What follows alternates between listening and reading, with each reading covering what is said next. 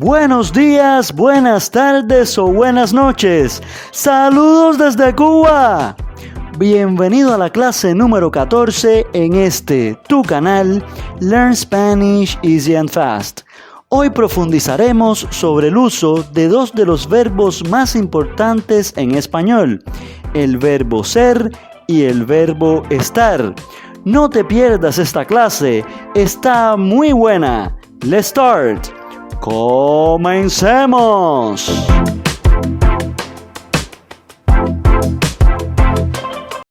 Okay, guys, let's begin. In this lesson, we are not going to learn anything new. However, this lesson is very important because in this lesson we are going to go deep into the verb to be. Okay? I know that we already learned the verb to be in the lesson 6, but in this lesson we are going to go deep in the verb to be. Okay? I want you to clear any questions that you can have about the verb to be. But before we go deep into the verb to be, I want you to remember the personal pronouns in Spanish. And let's start with yo, it can be translated as I in English. We have the personal pronoun tú, that is translated as the personal pronoun you in English. We also have usted, that is also translated as you in English. However, usted, I use it to refer to talk to somebody who is very important, a very important person, or somebody who is old, or somebody that for some reason I want to address to this person with a lot of respect. Okay? I also have the personal pronoun él, that is translated as he in English.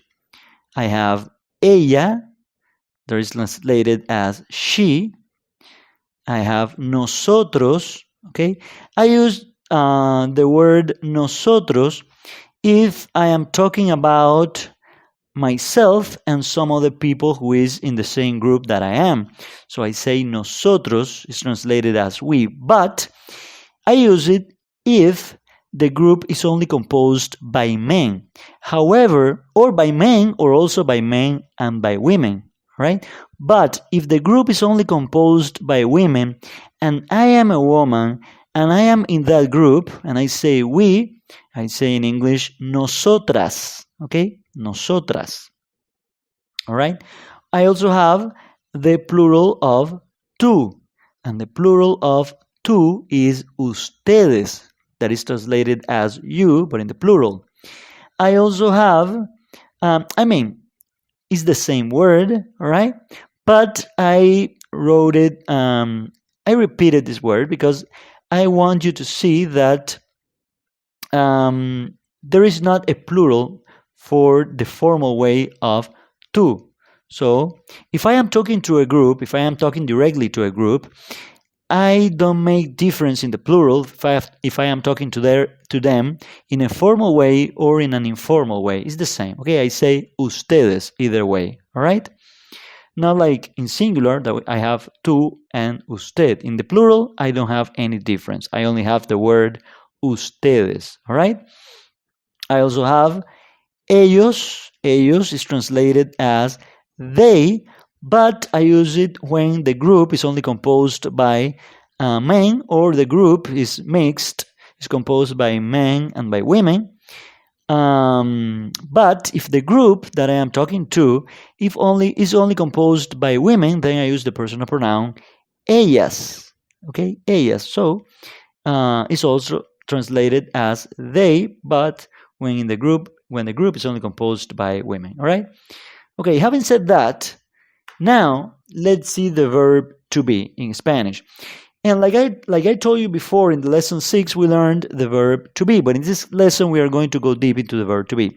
And remember that we have two translations for the verb to be in Spanish, and they are the verb ser and the verb estar. Okay? And now let's look at them. And first of all, we are going to see the conjugation. We are going to learn the conjugation, or see again, because I repeat, we saw this in lesson number 6. But we are going to refresh the conjugation of the verb to be, of the verb ser in Spanish. And I am going to start with yo soy. I am. Yo soy. Remember that I put the personal pronouns in brackets because I can omit the personal pronouns. I can say soy, and that's it. Instead of yo soy, I can say soy, okay? However, if I want to make a lot of emphasis, I can say yo soy, all right? That's why I put the personal pronouns in brackets. So, yo soy, I am. Tú eres, you are. Usted es, you are. Él es, he is. Ella es, she is. Nosotros somos, we are. Or nosotras somos, we are. Ustedes son, you are. Ellos son, they are. And if the group is only composed by women, ellas son, they are. All right? Notice that in Spanish, I have a conjugation for every personal pronoun, except for tú, usted, él and ella. Okay, they share the same conjugation, and also ustedes, ellos, and ellas, they also share the same conjugation in Spanish. Okay, guys, now that we saw the conjugation of the verb to be, of the verb ser, we are going to learn the conjugation or refresh the conjugation of the verb estar. So I have yo estoy, I am. Tú estás, you are. Usted está, you are. Él está, he is. Ella está, she is. Nosotros estamos, we are. Or if the group is only composed by women, nosotras estamos, we are. Ustedes están, you are. Ellos están, they are. And if the group is only composed by women, ellas están, they are. All right? Okay, guys. Now, what is the difference between ser and estar? This is a little confusing for people who speak English, for example, as their first language, because in English it's the same as the verb to be. And in Spanish, we have two verbs, two translations for the verb to be. And let's start with this. Ser, the verb ser, is used to talk about permanent states, while estar is used to talk about temporary situations. In addition, the verb ser is used to describe someone, both physically and their personality. We can also describe animals and objects using the verb ser. On the other hand, we can also use the verb estar to describe someone or something, but it sounds like it's something more temporal. All right? Now we are going to see some examples, and it's more clear when we have examples. All right? And here we have some examples. Aquí tenemos algunos ejemplos en español. I say, ella es linda, she's pretty. So in this case, I am describing something that she is. Her appearance is pretty, okay? So it's something that describes her as a person. Ella es linda, okay? It's a part of her. Ella es linda. But if I say, ella está linda, it's the same. She is pretty. Okay, however, to the Spanish ear, it sounds something more temporal. I can use the phrase ella está linda to say that ella es linda. I can use it in the same situation. However, and I repeat, for the Spanish ear, it sounds like it's something more temporal. For example, I say ella es linda. Okay? But I say, for example, ella está linda hoy. All right? And when I say ella está linda hoy, when I add this expression of time, hoy, today, then I can't use ella es linda. I have to use obligation. Is an obligation that I have to use ella está linda, because I am describing this girl, but I am saying the expression of time hoy. So that is something temporal. It sounds like something temporal because maybe she got dressed well, because she did a great hairstyle, because she put on some good makeup on her face. I don't know, but the case is that it's something temporal, all right? Or maybe not. Maybe from today on, she's going to be pretty, but for now, she is pretty. So it sounds like something temporal in Spanish. Again, I have ella es delgada, she is thin. Okay, it's part of her. It describes her as a person. But if I say ella está delgada, it sounds like it's something more temporal. She is thin, okay? Maybe she used to be fat in the past, and now she is thin. So I use ella está delgada. Okay, but if I say ella es delgada, it means that it's part of her. Maybe she has in her DNA, she has thin. Her parents are thin and she's thin too, so it's a part of her. Ella es delgada. Okay, guys, if you have any questions, let me know, because I think it's a little complicated, but I hope that I am explaining it in a good way myself. Okay, any questions, let me know. So, for example, again, I say, él es fuerte, he is strong, él es fuerte. But if I say él está fuerte, it sounds like something more temporal. He is strong. It's the same. I can use it even in the same situations, but it sounds like more temporal. Maybe he wasn't so strong before, and I say él está fuerte. I can say él está fuerte ahora. He's strong now. Okay? All right, guys. I also have, I repeated ella es delgada and ella está delgada. I repeated these sentences. Sorry for that. So, I can say ella es feliz, she is happy, or ella está feliz, she is happy. If I say ella es feliz, it means, again, it describes her as a person. She's a happy person, all right? But if I say ella está feliz, it sounds like something more temporal. For example, if I take my daughter to a party, to a birthday, all right, and she's running around and she's jumping and she's playing with other kids, I can say to another person, ella está feliz, mi hija está feliz, my daughter is happy, all right? But I use the verb estar because it's something temporal, right? But if I say ella es feliz,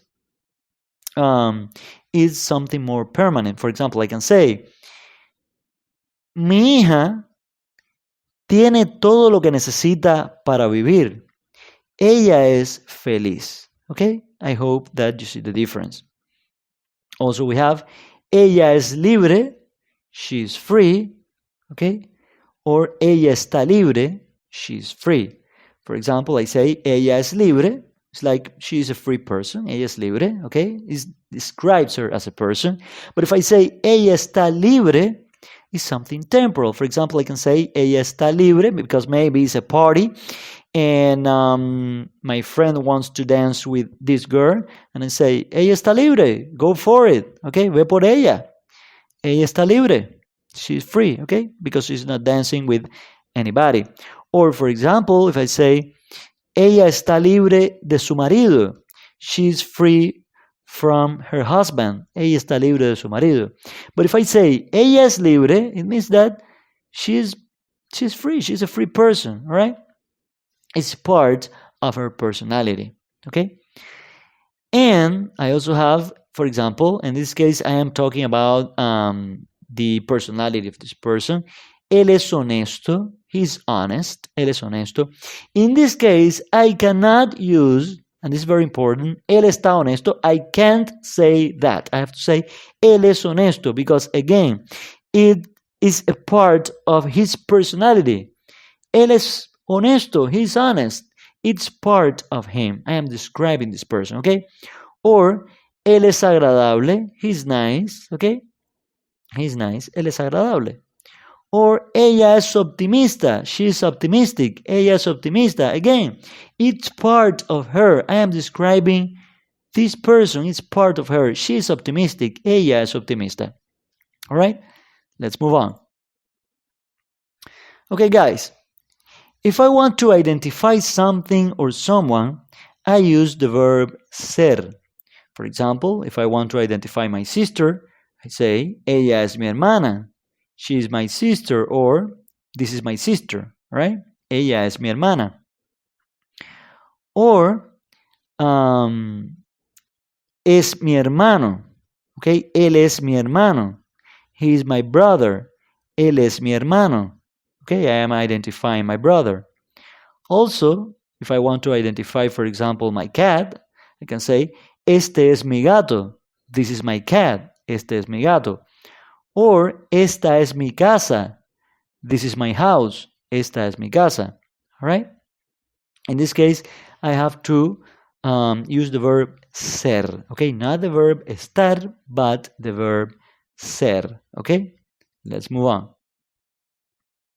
If I want to say where I am from, or if you want to say where you are from, you have to use the verb ser, only the verb ser. And I say, for example, yo soy de Cuba, or I can also say soy de Cuba, I am from Cuba. Or I can also say, yo soy de La Habana, I am from Havana. Yo soy de La Habana, or soy de La Habana. Okay? I can also say, yo soy cubano, if I want to be very specific. Remember the personal pronoun, I use it when I want to be very specific. Yo soy cubano, or I am Cuban. Okay? Ella es de España, she is Spanish. Ella es de España. Okay? Or in this case, she is from Spain. I wrote in English, she is Spanish, but it's better to say she is from Spain, the translation, okay? Or I can say, es de España, okay? And that's it. But if I want to be very specific, ella es de España, okay? And ella es española. She is Spanish. Ella es española, all right? Again, if I want to say where I am from, I have to use the verb ser, okay?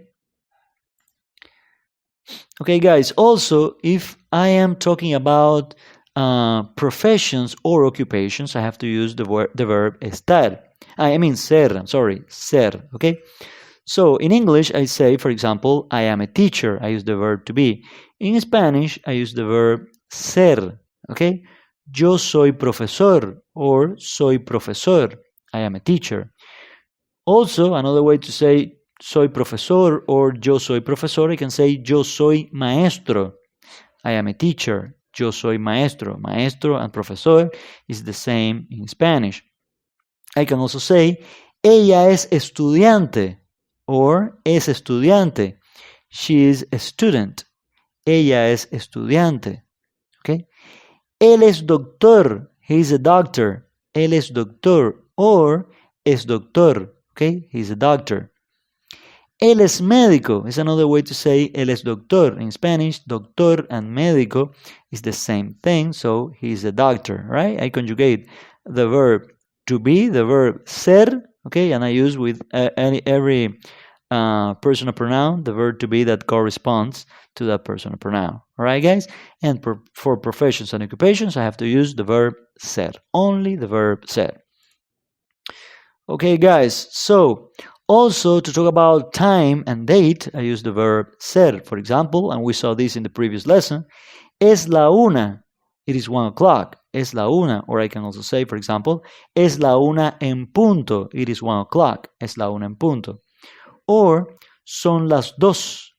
In this case, I use the verb ser as well, but in the plural way. Okay, son las dos. It's 2 o'clock. Son las dos. Or also, son las dos en punto. All right? I can also say, hoy es lunes, today is Monday, hoy es lunes. Or, hoy es 25 de noviembre de 2022. Today is November 25th, 2022. Hoy es 25 de noviembre de 2022. Okay? Okay, guys. When I am talking about possession, I also have to use the verb ser. And I say, for example, esta computadora es mía. This computer is mine. Esta computadora es mía. Or I can say, esta es mi computadora. This is my computer. Esta es mi computadora. Okay? I use the verb ser to talk about possessions. Also, when I talk about materials, what something is made of, I use the verb ser. And I say, for example, esta silla es de madera. This chair is made of wood. Esta silla es de madera. And when I say silla, of course, I say anything, all right? Anything. So, esta silla es de madera. This chair is made of wood. Esta silla es de metal. This chair is made of metal. Esta silla es de metal. Okay, notice the same construction. And here we have the verb ser and we have the material, right? Another example. Este juguete es de plástico. This toy is made of plastic. Este juguete es de plástico. Okay, I use the verb ser.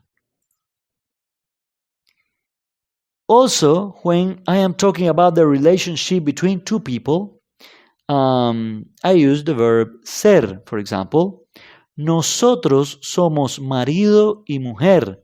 We are husband and wife. Nosotros somos marido y mujer. I am talking about the relationship between me and my wife.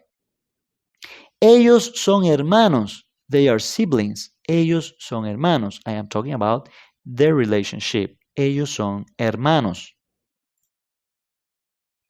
And now let's jump to the verb estar. When I want to talk about location, about the location of something or someone, okay, I use the verb estar.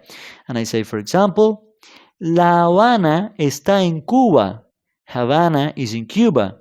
La Habana está en Cuba.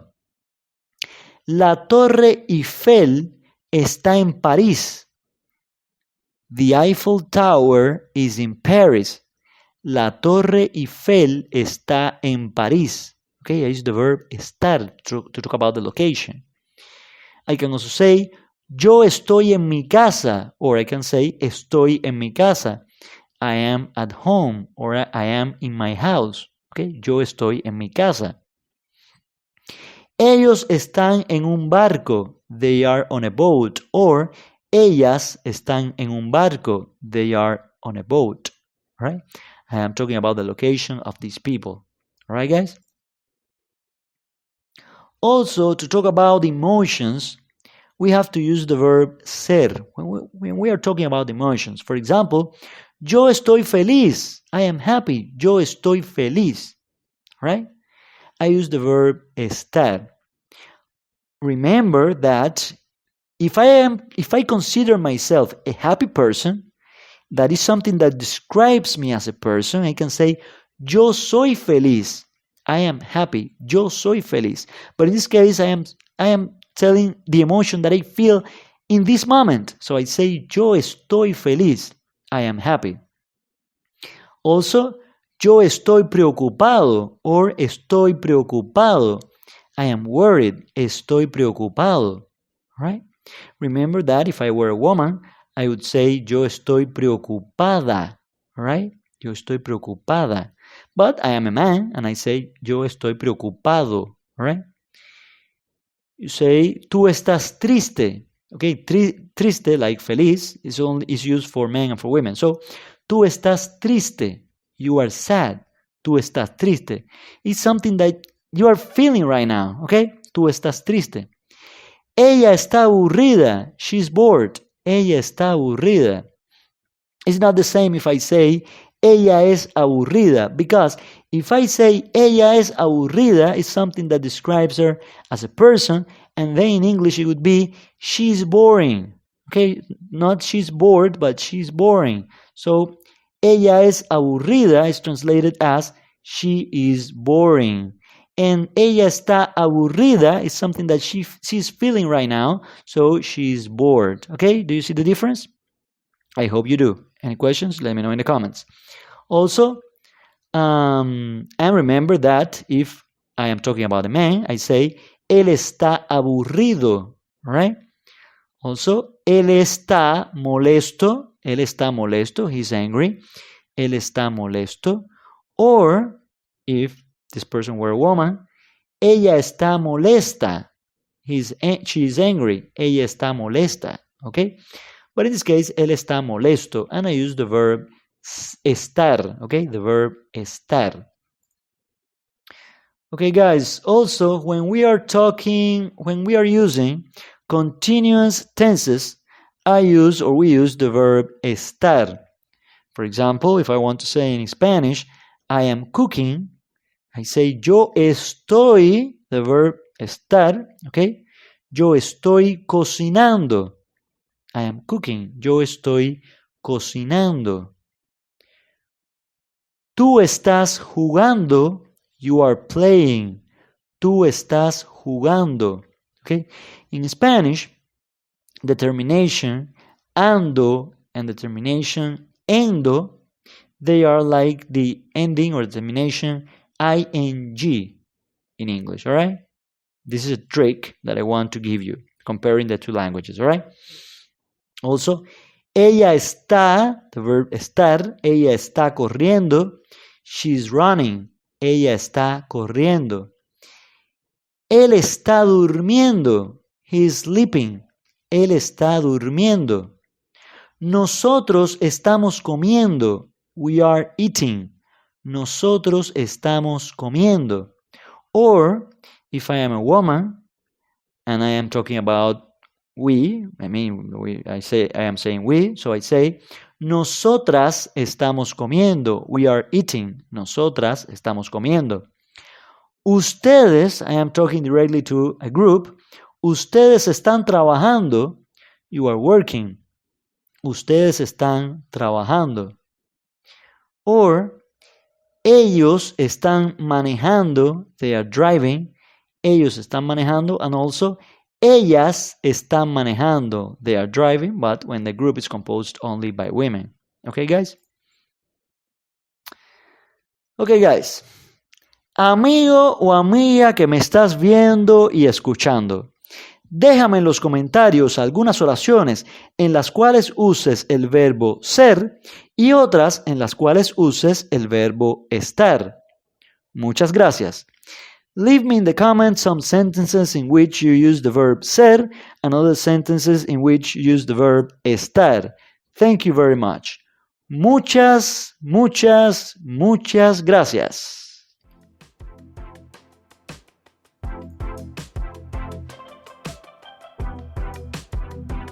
Amigos, es todo por hoy. Como siempre, quiero agradecerte por haber visto el video hasta el final. Si te gustó, regálame un me gusta, suscríbete si aún no lo has hecho y no te olvides de darle a la campanita. If you liked the video, please subscribe, give me a like, and don't forget to hit the bell button. Remember, this channel is new, and with your help, we can make it grow together. Muchas gracias. Nos vemos en la clase número 15. Adiós.